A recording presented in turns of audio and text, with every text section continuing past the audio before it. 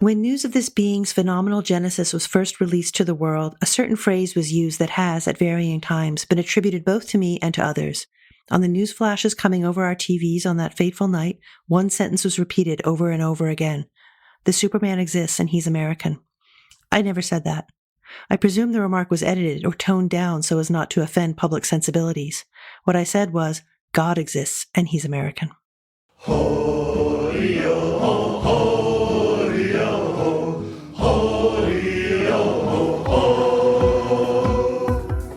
Hello and welcome to the Spouter-Inn. I'm Chris. And I'm Suzanne. And this time we're reading Watchmen by Alan Moore and Dave Gibbons. But before we get going, we wanted to just comment a little bit on some sad news that I know we're both feeling a lot. Lee Maracle, whose work we've talked about together and who was a guest for one of the bonus episodes of the podcast, passed away or took her journey to the next world. And we were feeling that really strongly in our own ways. And it just felt right to say a couple words about it. And I think maybe we'll have some opportunities in the future to reflect more on her work and the kind of ripples her work and her life and her self has had. So I don't know how you feel about it, Chris, but she's on my mind. I mean, I'm very sad about it. She had so much energy. Mm-hmm. I didn't know her nearly as well as you did, but she was just such a phenomenal force. It is. There's all this stuff happening. You know, she, like I said, ripples. She's made a lot of ripples in the world. Those are not going to stop. No, and it was really wonderful to see all the outpourings on Twitter. So many people talking about how important she had been for them, both as a writer, as an activist, as a mentor, as a friend, as just a delightful force in their lives. And tough, man. She would not hesitate to tell you if you were wrong. No, exactly. In the most direct way imaginable. I don't want to make it sound like she was all smiles and giggles. Oh, she no. was intense. And yeah. And so, like I said, I mean, on the one hand, like I know she's not in this world with us, but I can't think of her in the past tense. I just feel that ongoing effect and that ongoing spirit. Anyway, so I'm looking forward to a chance that we might have in the future to reflect more on her and her work. Yeah. Is there any text of hers that you're particularly excited to revisit now? Well, you know what I want to do is go through her writing and choose out something that I haven't read as carefully or thought about as much, so I can really feel that I'm finding some new parts of what she's given to us. So I'd really like to think about that together and come back to something that I've only spent a little bit of time with that I feel like would be good for us to share. I agree. That is sort of what I'm thinking right now as well. Like maybe one of her fiction books, I was thinking that would be a different approach because we had looked at her nonfiction closely when we did Memory Serves. That's true. Although I'm also curious about finally reading her book, I Am Woman, about Native perspectives on feminism. I've been thinking about that too. And her first book, Bobby Lee, it's another one that I'm thinking about too. But anyway, let's think about this together. And we're not going to have a hard time finding something to talk about. I'll say that. No, indeed. Well, Watchmen. Watchmen. This has taken a long time for us to put this episode out. And I have to confess, a lot of it is on me. Part of it is real life. Like there was real stuff that was happening, especially the Aga Khan Museum exhibition that we had the pleasure of discussing with Melissa Morton in a recent bonus episode. But partly also, this book is a lot. I mean, I really enjoy it and I am so happy we're doing it. But it was really hard for me to wrap my head around. Now, this was your first time reading the book. Yeah. I mean, I'd heard about it and been really intrigued by it because I love counterfactual history. I'm just absolutely absorbed by it. And temporality in general is like one of the things I think about a lot. So it's absolutely my flavor. But it was hard to keep all in my head. And I had this experience when I was reading it. I was like, oh man, this is like Middlemarch. Not that the book is actually like Middlemarch, but that was a book too. I remember when we did it together. I hadn't read it before. I really enjoyed it. Like it was giving me all kinds of ideas and putting together all kinds of things I'd thought about in different connections over a long period of time. But it was really hard for me to hold it, like to control it all at once. And this experience for me was very much like that. Well, there is a lot to this book. I've read it a few times before, and I'm still astonished at how much there is of it, how much I didn't remember of it when I was rereading it. But just the level of detail as I'm taking notes on this, it just, oh my word, there's so much. There's so much. When was the first time you read it? Oh, I probably read it first when I was a teenager or like college age, let's say. It's one of those books that people who don't typically read comics, or especially don't read superhero books, are likely to have read, right? Like there's Watchmen, there's Mouse, there's Persepolis, there's Fun Home, there's probably a few others, but this is definitely one of them. And so it felt sort of obligatory as part of, a proper education to go track this down and read it. And I like comics, but I do tend to not read superhero comics. So I come at this from that perspective, which this is a superhero comic. It's a very particular flavor of superhero comic, though. Yeah, it's definitely playing with the tropes of superhero comics. And it's doing it during the 80s, which was when the comics industry, the mainstream superhero comics industry, was going through a bit of a overhaul, as I understand it. A lot of your dark and gritty reboots come from this era. And this is part of that, I suppose. But I don't feel like I'm much of an expert on that side of things. I just approach it as a text that is really appealing, I think, to people who are interested. Well, it's appealing on a number of levels. One of the things that I get most excited about is sort of the formal vivacity of it all. It's wild. Visually, it's fantastic. Visually, it's fantastic. Structurally, it's really smart. Mm-hmm. There's all sorts of stuff going on. We'll try to get into some of that as well. Was there something in particular about it that really appealed to you? I guess two things. One is, I mentioned earlier, the counterfactual narrative thing. I absolutely love that, this alternative kind of reality, this alternative history, and also the ways in which timelines line up or don't line up. And then, of course, the figure of Dr. Manhattan inhabiting linear time in the very special way he does, right? I mean, that kind of stuff I absolutely love. But the other thing that absolutely enchants me about the book is, again, its visual quality. There are certain moments where it's like music, like it produces a really synesthetic, I think, kind of effect that produces awe in really neat kinds of ways. And that's the other thing I loved about it. Well, let me give a little bit of background for it. Not too much, I suppose. The authors are Alan Moore and Dave Gibbons. Alan Moore is a UK writer, most known for his comics work. Started working in the industry around 1980, got more and more known in the industry, was given control of a character named Swamp Thing and radically rewrote it and made it very experimental. And I'm led to believe, having read up on this, I haven't read Swamp Thing, but he did a lot of research into Louisiana where it's set and tried to bring that tried to, in that sense, make it more rooted in place, which is not a thing that was necessarily happening in superhero comics at the time. Although, again, I'm not an expert on that. After that, Watchmen came out 1986 to 1987. It was originally serialized, as you might imagine. It was a huge hit.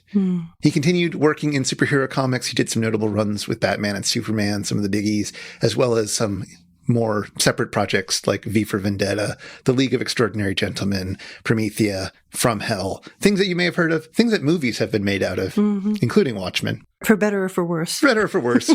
We may talk a little bit about the movie. We may not. We'll see. Dave Gibbons is the artist behind Watchmen. He's done a lot of work in the mainstream comics industry, but Watchmen's the only thing that I could recognize when I looked over his CV. That's not a criticism of it. It seems like people like his work. I just don't know. So those are the two people behind it. I think we'll go over the plot. And then I think we'll get more talking about the context where this emerged, talking a little bit about the 80s. Yeah. Before turning to the plot, one of the things that really struck me, you were saying a little bit about the form, and, it's in 12 parts. And to some extent, that's just all real pragmatic. It was in 12 issues in 1986, 87. And that's just a sort of a normal kind of arc, right? But there's also, because this work is so preoccupied with time, it's also like the clock face we're always reminded. Time is ticking down to a particular moment. And that formal principle I thought was really neat. Yeah, no, absolutely. I don't think that there's a formal element to Watchmen that they didn't think about and try to enrich. All right. So there's a lot of plot in Watchmen. There is a lot of plot. And I guess spoilers if you haven't read it before, but it's fine. There's so much. Here's the basic gist of it. The main action, it takes place in the year 1985. But if you want to understand the 1985 of Watchmen, we have to go back to the 1930s and to the introduction of superhero comics. Now, imagine if instead of just reading about the thrilling adventures of Superman, which dates from 1938, and the Batman from 1939, ordinary citizens, instead of just reading, just started dressing up as heroes and fought crime vigilante style. And got a lot of celebrity for doing so. But, they're just ordinary people in costumes. They don't have any actual superpowers until 1959, when a physicist named John Osterman gets dissolved in a nuclear experiment at a government facility and somehow manages to piece himself back together atom by atom.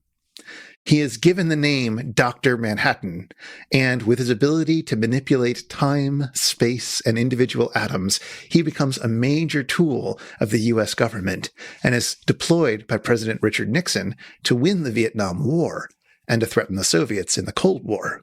So Caped Crusaders continue crusading, but the public grows increasingly anxious about their vigilantism.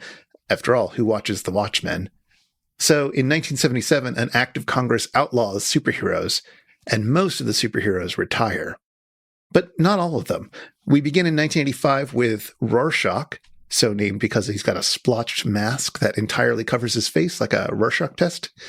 He never quit crusading. He's too disgusted by what he sees as the evils and perversions of the world to ever give up the fight, and he's too willful, independent, and antisocial to be told what to do. He investigates the death of the Comedian, another superhero, and begins to suspect that someone is trying to kill all superheroes. But who? And the evidence suggests that maybe he's right. There's an assassination attempt on a hero-turned-businessman named Ozymandias.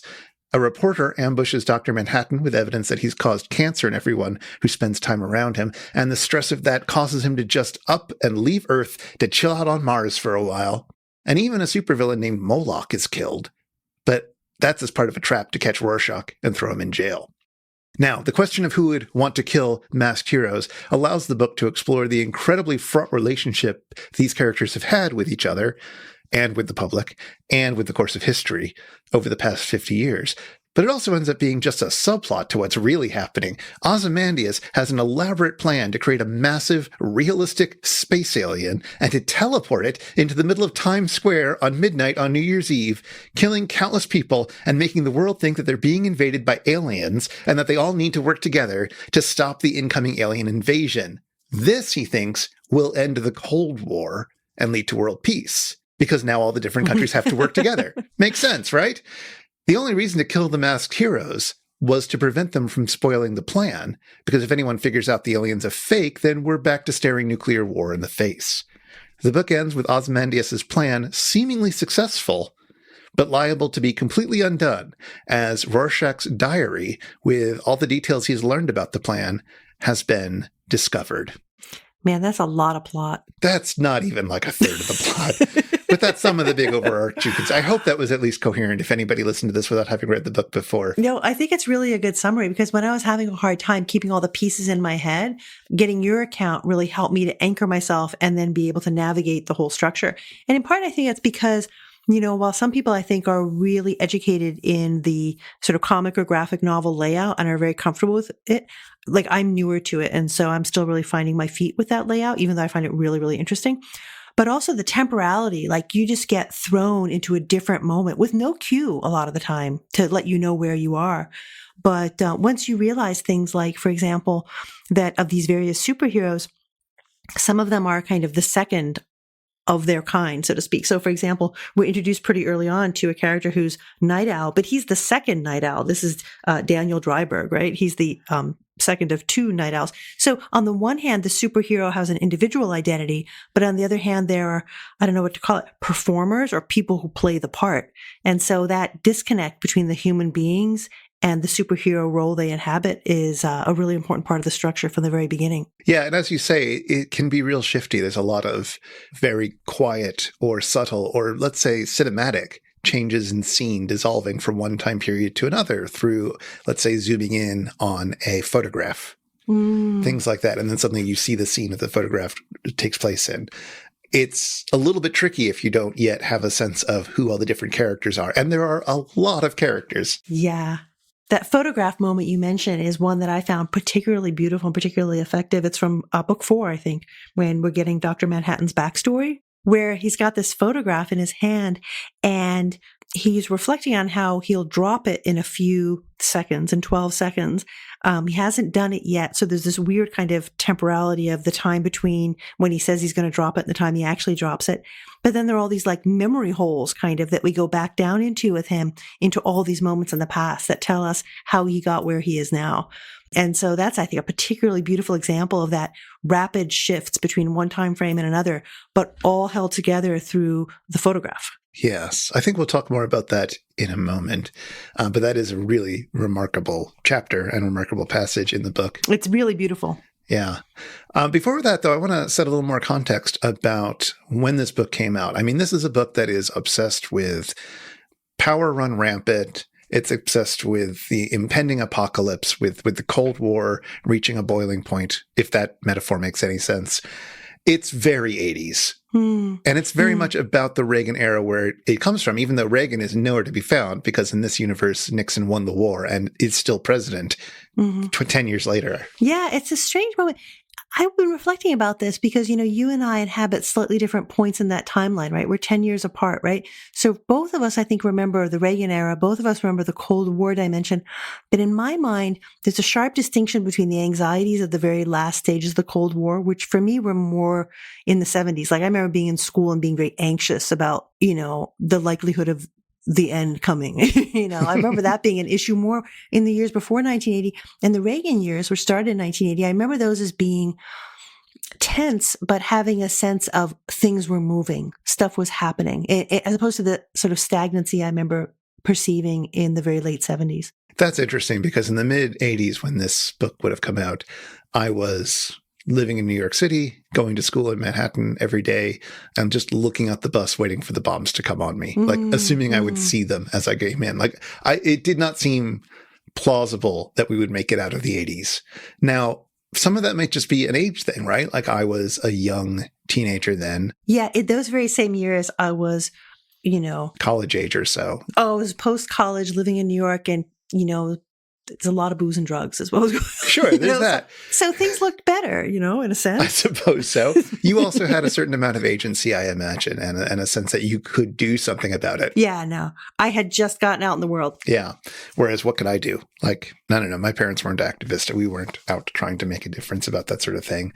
I was just waiting for it to come, waiting for the bomb to drop. But this sense of imminence, it's not the same as the anxieties of the present moment, but there's a kind of resonance. Now it's centered on things like climate change and economic collapse.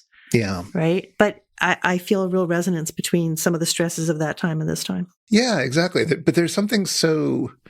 The threat of nuclear war, or at least as I remember it from the 80s, was notable in that it felt like it was something that could happen at any second and would be very fast. And climate change feels like it'll, even though it's imminent, it feels like it'll still take a few years for it to really, like it'll get worse slowly, and maybe it'll pick up in speed, but it won't be like over in a day or two, like the nuclear war would have been. No, absolutely.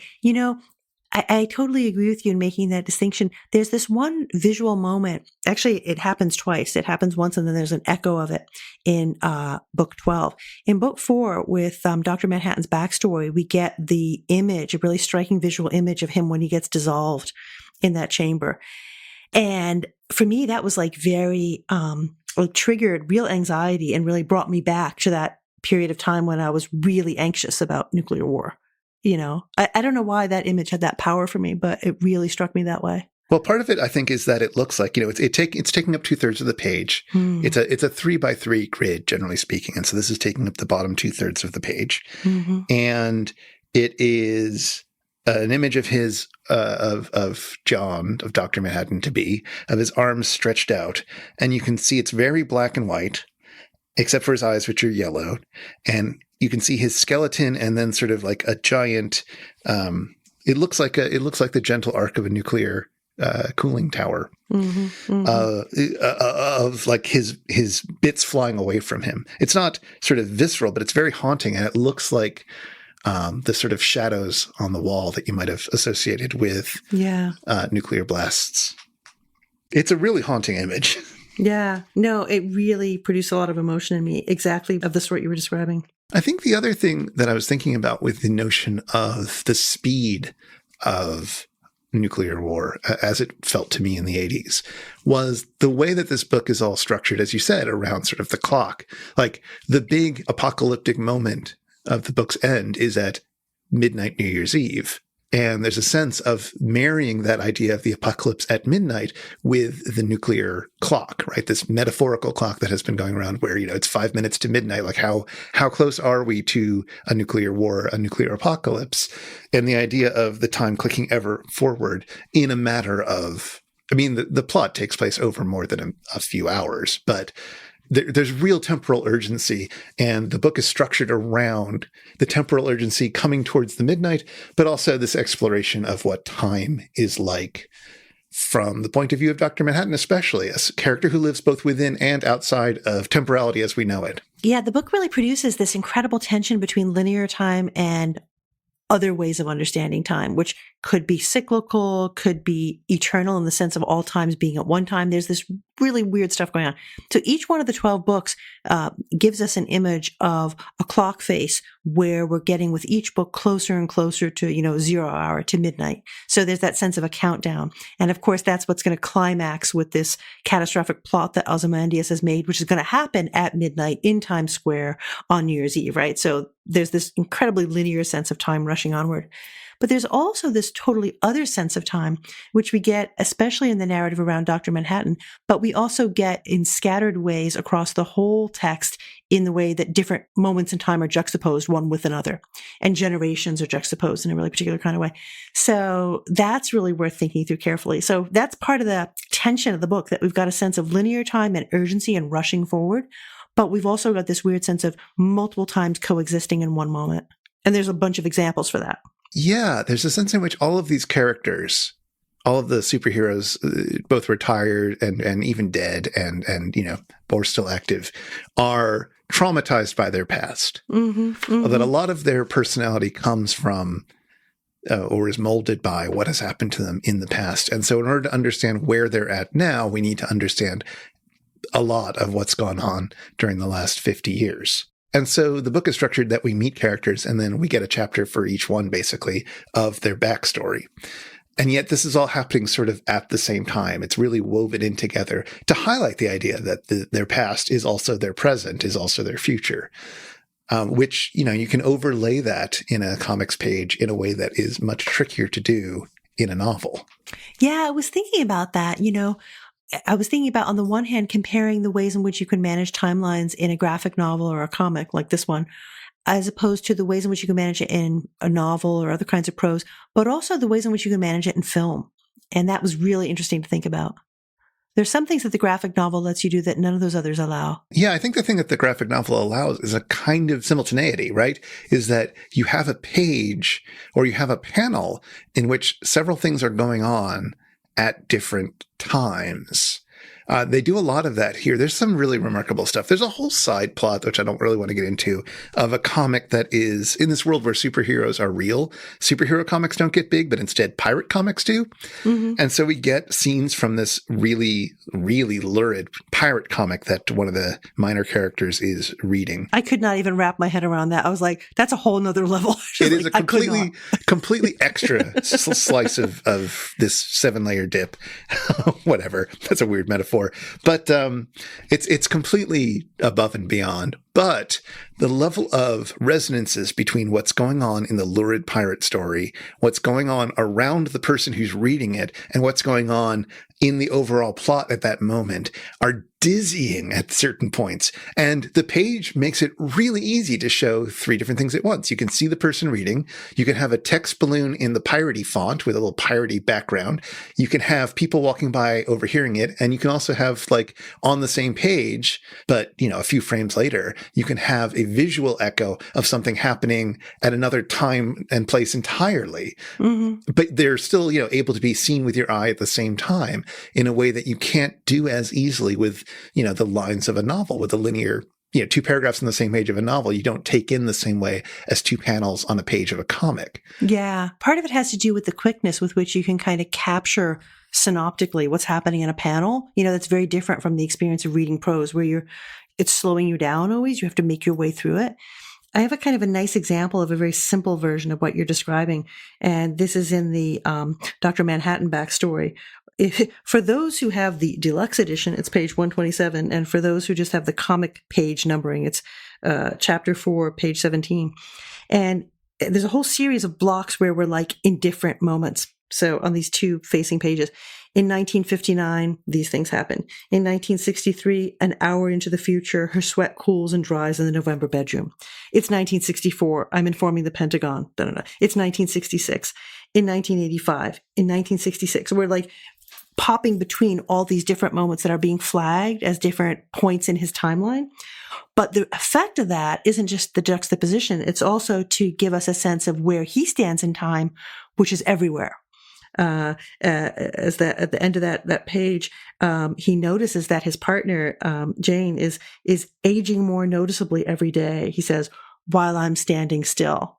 So he kind of stands outside of time, even at the moment he's giving us a sense of many, many, many points in time. And that's something you can do in the graphic novel.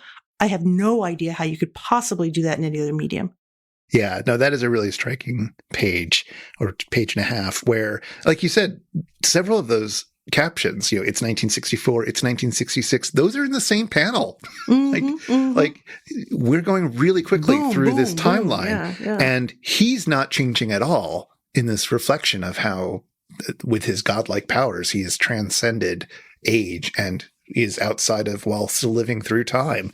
She gets much older over the course of a page because 10 years have passed and she's a normal mortal and she's much older now.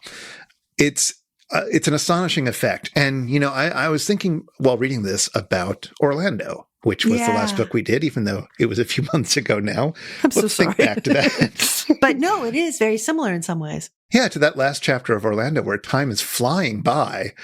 And Orlando is also sort of outside of time, not quite the same way as Dr. Manhattan, obviously, but it's still sort of, ageless and just zipping through time and not being affected terribly by it, except how it is affecting her.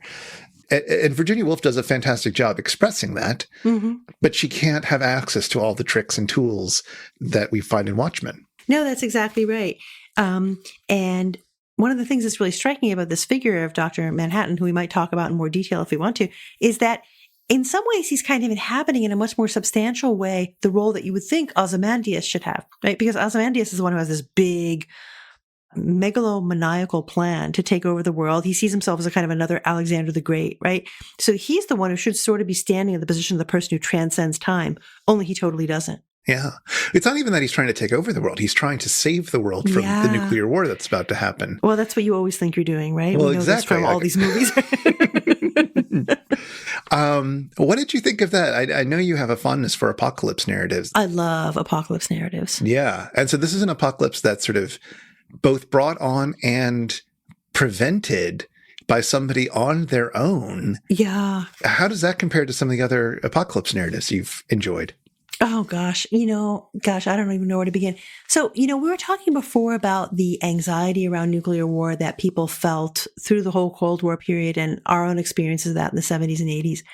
And for me, that whole time is inextricably tied up with a childhood where, because my mom was a Jehovah's Witness, I also was a Jehovah's Witness, where there was also this belief that the end of days was at hand and it was expected to come any minute in the late 70s. And so for me, the anxieties around nuclear war and the anxieties around the end time that we should be looking forward to, within that faith community, those are kind of inextricable. And so for me, thinking about apocalypse in a way that was simultaneously a mood of expectation and a mood of dread, like that's so hardwired. And so something like this text really pushes all my buttons, right? Because we know it's coming right from the very beginning, just about, right? And we've got this sort of drum beat, of book by book, and we're getting up to 12. That's going to be the big number. And when we get there, we're in a singular historical moment, right? This apocalyptic moment. But it's also a moment that's looking back to all these other historical moments in time that are also apocalyptic in some way. So the big full page layouts of the opening of chapter 12, they're so amazing. They're doing such incredible work, giving us that clock face pointing almost at the number 12 and then at the number 12. There's an image of a poster for Madison Square Garden, Pale Horse, sold out. But that's meant to remind us of the pale horse of the four horsemen of the apocalypse in the biblical book. Playing with a band called Kristallnacht. I was just getting to that on the next page, right? Playing with a band called Kristallnacht, right? So that gives us a connection to that historical moment, apocalyptic in its own way, right? Mm-hmm. And then on the facing page, the movie marquee for The Day the Earth Stood Still, again, putting us into another sort of cinematic moment of apocalyptic thinking. And the pages are littered with bodies in this intensely beautiful and also horrible hot pink color palette. And I look at this and I'm like, wow, this is like just pushing every single apocalypse button I have. So that's really, really, really powerful, right? The fact that you anticipate it all along doesn't make the payoff any less overwhelming. One of the things about the payoff is that, in a certain sense, if you back up a moment, if you look away from the page and think about it for a moment, it's a very silly thing that has happened, right? Yeah, it's a fake apocalypse. It's a giant octopus. It comes straight out of old 50s movies like The Day the Earth Stood Still. But it's real. Like even within the fiction, in those movies, I've seen so many of them. See my other podcast for details, I guess. But in those movies, it's like always happening in a small town. The number of people who die, if anyone does, it's very limited in its effect. Like you don't actually see Manhattan, the middle of Manhattan getting destroyed and thousands of people dying in a massive amount of lurid carnage like you see here. So taking something as fundamentally silly as the giant octopus and then showing it having a tremendous devastating effect is fascinating. And also, of course, plays off what's going on in the entire book of looking at, comic book heroes, which many people will look at as silly kid stuff, and really digging into what is the psychology of a superhero? What would it mean if superheroes walked among us? Let's see what happens if we make this more realistic in a certain sense. Yeah, no, you're absolutely right. It's digging into all kinds of cinematic history, like the octopus, terrifying octopus apocalyptic figure, but also little subtle things like in the second to last of the full page spreads, one of the signs we see sort of broken and hanging down is a sign for the Promethean cab company bringing light to the world, right? Which is both, yeah, I know it's great, right? It's a shout back to sort of the myth of Prometheus and the whole idea of stealing fire from the gods and going too far in transgression and so on. But also it's, I think, also got to be pushing our Frankenstein button, right?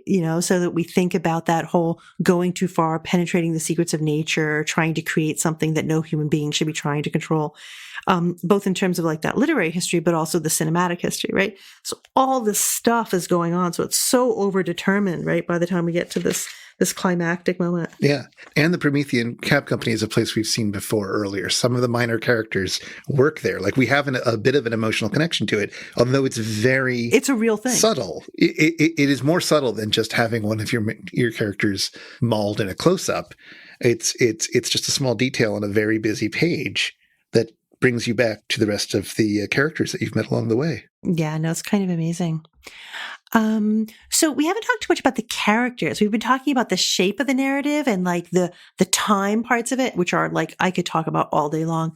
What do you think about the characters? Are there any that you empathize with, or did you feel the characterization was were you being brought into either empathetic or negative relationships with any of the characters? I think that one of the trickiest things about this book for new readers is that all the characters are miserable. Yeah. It's pretty dark. They're all really unpleasant in different ways. Some of them are unpleasant in ways that kind of win you over, but then you oh no. Rorschach, sometimes comes off as admirable, fighting the good fight and so forth. And other times a psychopath. And is a complete psychopath, and his moral compass is completely broken in many ways. But he's terribly harmed, and that's part of his formation too, right? Exactly. He is a traumatized character who is deeply broken and yet is doing the right thing sometimes and is doing the wrong thing other times. He is a compelling character in many ways, but he's a really unpleasant character. Yeah. One of the things about him that strikes me so much is exactly, his mask face, the Rorschach face. Because there are it looks different in different images on the pages of the graphic novel. At certain times, you almost get like, I don't know if you noticed, it's like a kind of a Batman kind of shape. And I was thinking about the ways in which, he kind of almost epitomizes the two sides of the superhero figure. And I wondered if that's part of that like 1980s rethinking the superhero kind of thing you were talking about before. I think that's part of it. I mean, I definitely think that the idea that he's got this special fabric on his face where the pattern changes all the time, like it's meant to be this new technology type thing. But I think it definitely is meant to reflect his, character as somebody who is shifty, let's say. Yeah, it looks different at different times, right? Depending on where you are, right? And is sort of unknowable, right? Like he's the one character, he's the one superhero where most of the other superhero characters don't know his real identity. No, that's right. Like for a lot of these figures, we know their like person name as well as their superhero name. For him, we get it very belatedly. Exactly. It's a startling reveal when it comes about. Mm-hmm. I find Dr. Manhattan's character fascinating. Yeah. I find that position of being outside of time, but also living through it and wanting to have relationships with other people, but being less and less able to connect with them because of how you are living. It's like Milton's Angels. Yeah, it's really fascinating. And it doesn't make me want to like have a drink with him, but I definitely love reading about him and from his perspective. I think that's really fascinating. Also, I will say those two of the main characters who are so different from the rest of the characters, it's also represented visually, right? Rorschach's handwriting is filled with weird lowercase capital letters and so forth. And his diction is weird too, right? Yeah. So his diction is weird, but also some of the letter shapes he uses are different. And you see that on the very first page, which starts with some of his journal and some of his thoughts where, he'll use lowercase a's and e's where you would expect capital letters in the comics lettering tradition. And similarly, all of Dr. Manhattan's text is with a very light blue background. He's a sort of big, glowy blue guy, and all of his speech is in speech balloons that have this faint blue glow behind them. And it's a very interesting, subtle effect, I think. But it highlights just sort of how otherworldly he sounds without having to overemphasize that in his diction. Totally. And the way he gets introduced to us visually the first time, I was really struck by this. So this is chapter 1, page 19 in the comic. So page 27 in the whatever this is, this deluxe edition. So we're getting to know Rorschach, right? And then we have this overleaf where we get this 2/3 of a page wide and full page up shot of Dr. Manhattan. All right. Good evening, Dr. Manhattan. And he's this godlike figure, like the first time we see him. And I think that has such a powerful effect in determining how we'll see him all the way through. Like we'll get him in a much more humanized kind of way later, like in chapter 4, when we get his backstory and there's that like poignant reflection on the photograph and stuff. It's quite moving, I thought. But the first time we see him is as this kind of otherworldly figure. Yeah, he's massive. He's naked. He is light blue. He is several stories tall. Mm-hmm. Mm-hmm. And, Rorschach looks up at him and says, "Good evening, Dr. Manhattan." I mean, sort of the next thing we see not too long after that, I think in the next chapter, is he's attempting to connect with his girlfriend and takes advantage of the fact that he has control of time and space to create multiples of himself in order to have a fun, kinky sexual encounter. Yeah, that's weird. She's like, no, thank you. Didn't warn her about this, didn't suggest it beforehand. She reacts very poorly. She's like, ew. As she's desperately trying to engage in his humanity, right? Not his magical powers, so to speak. I laughed out loud at that part. It's a good bit. It's a good bit. But it's also like interesting how, he's using what he can in order to try to keep the spark alive in their relationship. And she kind of just wants him to be normal and doesn't want to be reminded of all the things that he could be doing. So it works on many levels, let's say, as everything in this book does. It's such a dense book. Yeah. And one of the things that I just absolutely love about this is part of the incredible intricacy of the book is that, he is or wanted to be a watchman. Like, in other words, his father was training him up to be a person who repairs watches. Mm-hmm. And there's this really pivotal moment that happens when his father's like, "No, you must be a nuclear physicist instead." I guess as fathers do, and throws the watch pieces over the side. And that aspect comes back again in really important pivotal moments in Dr. Manhattan's narrative. So that idea of the watchman and the watchman is kind of in tension in a really subtle little way, because it's a way of thinking about time that's very, very material. Yeah. And he builds that sort of clockwork structure on Mars when he's spending some cool downtime there. And, he is a creator. He is in control of the very moments of time. And he is able to fashion something as intricate as himself out of the raw materials of the world. Mm-hmm. So it comes back to that notion of the watchmaker proof of God's existence, right? Because the world is so intricately made that it couldn't have come about by chance. It had to have been designed by a watchmaker. Now, you can argue with this or whatever, but it's a traditional argument for the existence of God. We're meant to think about that here. Exactly. He is a kind of God. He is a God who is American, it turns out, as the bit in the cold open says. And he doesn't want to play that role, but we can talk about that in a second. But yeah, so you have a literal watchman, a watchmaker who has made himself as the watch, who is also the watchmaker, who is trained as a watchmaker, and then who serves this role as a watchman, as a guard. And then you get the question of who watches the watchman. It's watches all the way down. It absolutely is. And then this, determining metaphor of we're ticking closer to midnight. Like the book keeps doing that. Everything is so layered. It's very layered. And when you think about the ways in which Dr. Manhattan relates to the Ozymandias character, again, we're really meant to understand that relationship and that contradistinction again in terms of time. There's a neat moment that happens. I think this is book 11, when things are sort of coming to a head and we're with Ozymandias and we now understand what his plan is. And this is in the deluxe edition. It's page 352, 53. So in chapter 11, it's page 4 and 5 of the comic. And so this is when he's kind of getting ready to all have everything come to a head. And he's like, I've been waiting for an opportune moment, but there's no point putting things off any longer, and no time like the present. And then he wants this amazing wildcat beast he has that accompanies him. He says, not coming any further? Fair enough. You wait there. This won't take a moment. And so just all that language of like, I guess, trivial time, the way we refer to time in everyday speech, is doing this weird kind of work there because it's leading up to the apocalyptic moment. And in that way, Ozymandias is sort of like similar to, in some ways, Dr. Manhattan. They both kind of have this really fraught relationship to time, but they're inhabiting it in totally different ways. I thought that was so cool. Absolutely. Did you like any of the characters? The only one I found really kind of engaging, I think, was Dr. Manhattan. I found everybody else kind of annoying. Yeah. I mean, just because he's such an interesting subject in terms of where he stands. So I think one of the interesting threads about this is that you've got these superheroes from the old days, from the 30s and 40s, and they're a very wild group of people. Like, they're people who like dressing up in costumes and fighting crime. And so, as you might imagine, as it reveals is the case, they're weird in different ways, or weird may be the wrong term, but some of them are, queer. There are both gay and lesbian and I guess other types of queer people in that group. And yet at some point, as we get into the 40s and 50s, that becomes less allowable. So there's this tremendous purge. The lesbian couple is kicked out of the group and then murdered.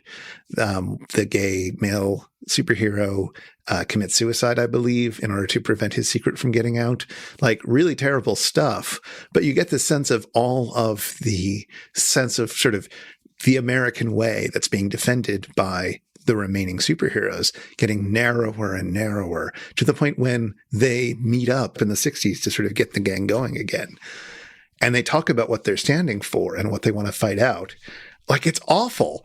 Yeah, no, absolutely. They're alt-right is how we might describe it today. It's this worse sense of what America means, and they are fully embracing it. And I find it fascinating to think about like that side of things along with what these superhero characters are like and what they're capable of and what their interests are and how alienated they are from everyday people and why everyday people in the book trust them less and less over time. In other words, I think not liking the characters has an interesting political function in the book. I'm not sure I can fully explain it properly, but like I was thinking a lot about why are these characters so unlikable, and it seemed to be doing a lot of work or a lot of commentary in terms of what is going on in the book and what the book's politics are. Yeah, like not that I think she's a likable character, but Laurie, who's Silk Spectre II, I think, she has these conversations with Dr. Manhattan that are about isn't there a value in human life, in human experience? Isn't there something worth saving here?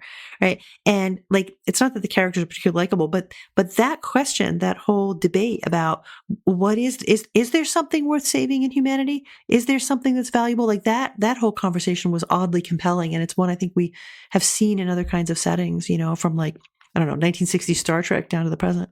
Yeah. She manages to convince Dr. Manhattan that there is something worth saving or attending to, let's say. Yeah, she brings him back. But did you buy that conversion? Well, you kind of knew it was coming, like it had to happen. Yeah. So I kind of like, it's like when you're watching, I don't know.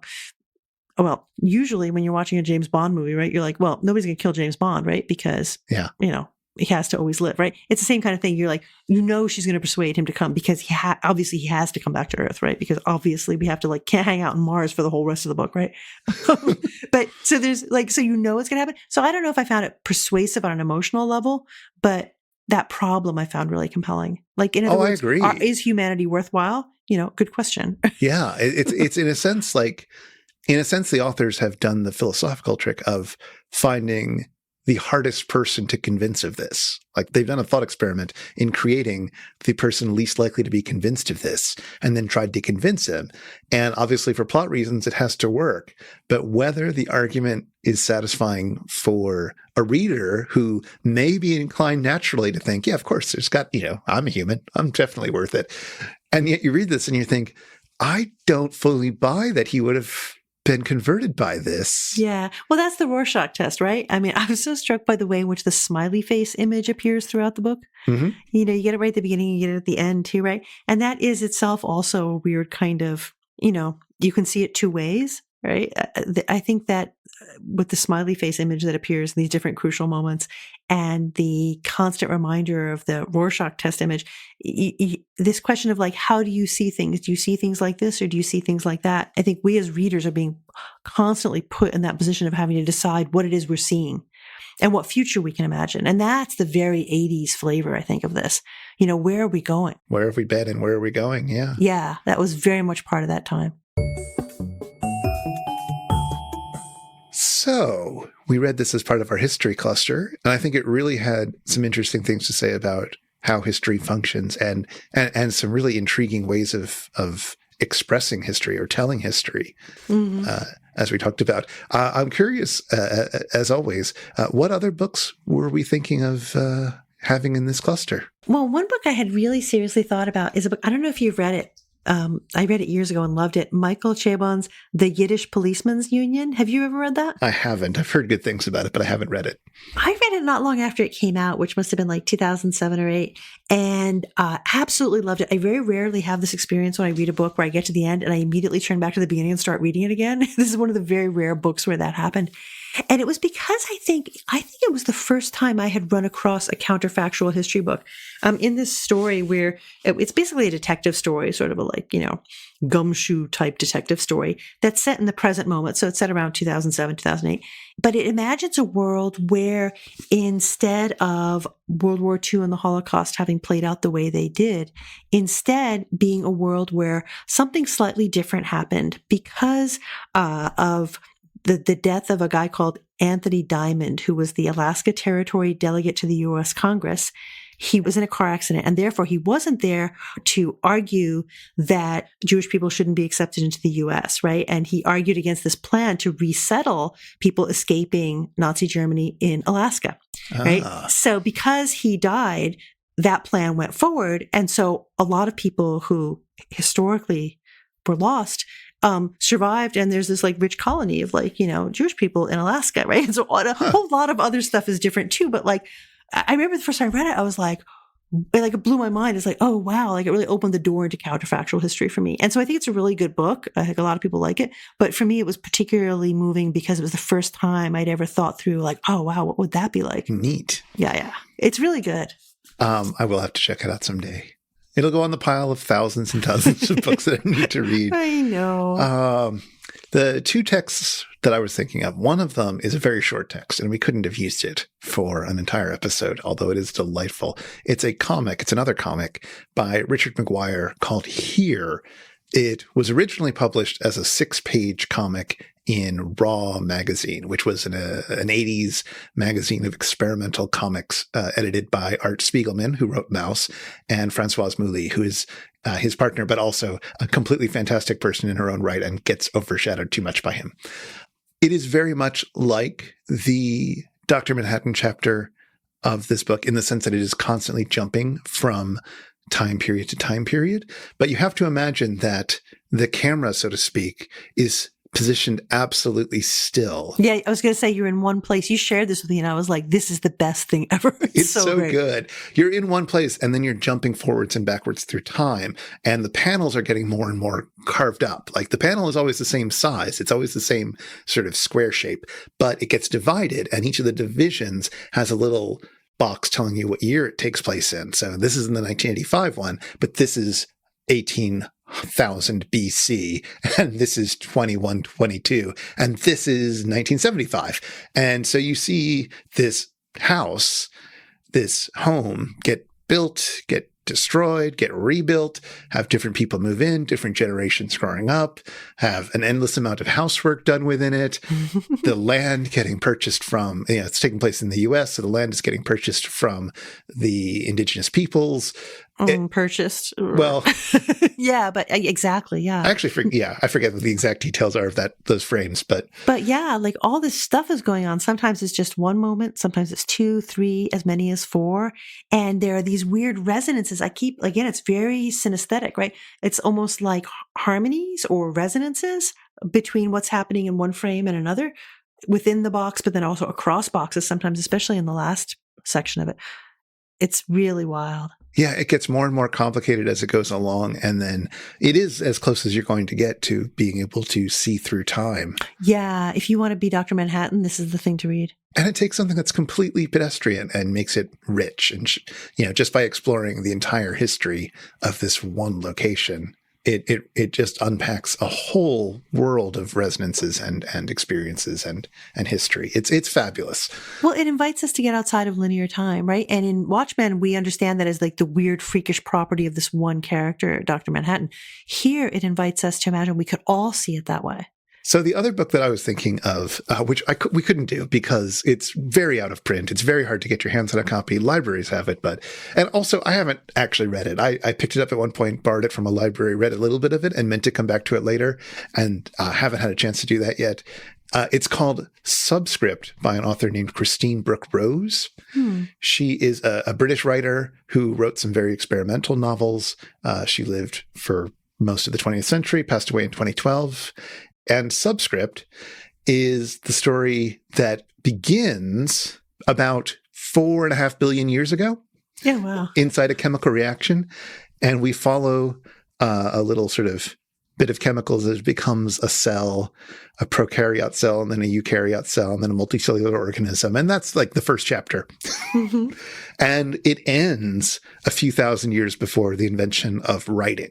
That's so weird. So it's telling the story of the evolution of humanity in the world, but like without characters. That sounds very weird. It is incredibly weird. It's a very strange book. It's a very divisive book. Some people really love it. Some people, I think, find it incredibly difficult to read. It's very ambitious. I find her to be a fascinating writer, a very difficult and challenging writer, but one that I always want to read more of. And I feel like I have not read enough of it. And I want to let the world know more about her. But it is impossible to get this book. Have you read other things by her? I have. I've read several other books of hers. The one that I enjoyed the most was a sort of children's book called Zorandor. So Xorandor, in which some kids meet up with a robot.